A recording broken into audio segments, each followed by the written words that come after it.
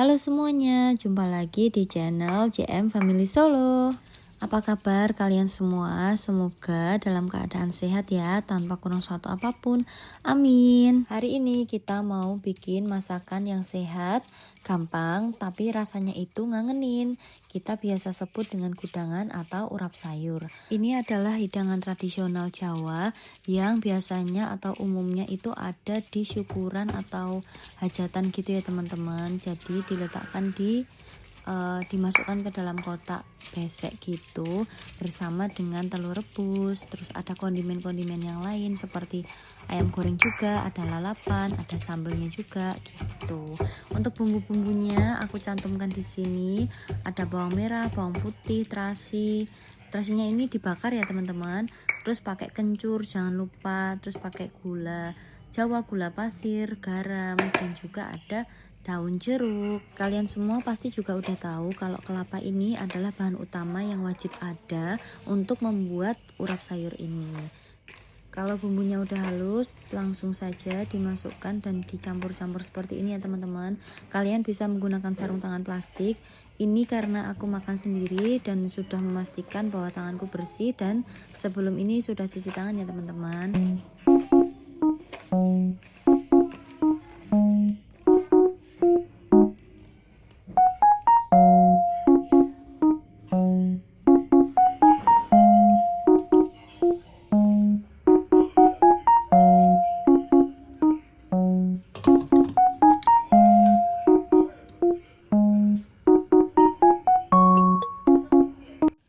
Sambil nunggu kelapanya mateng, di sini aku juga merebus sayur-sayuran.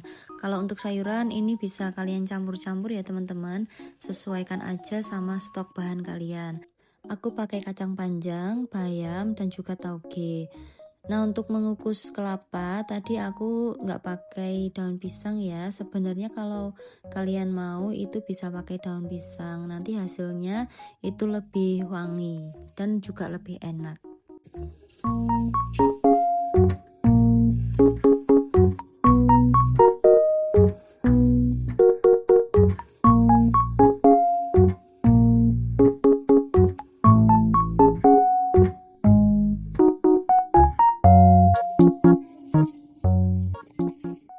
Di sini aku juga bikin dadar telur teman-teman, karena untuk protein ya. Selain ada sayur harus ada proteinnya juga supaya lebih seimbang dan lebih sehat.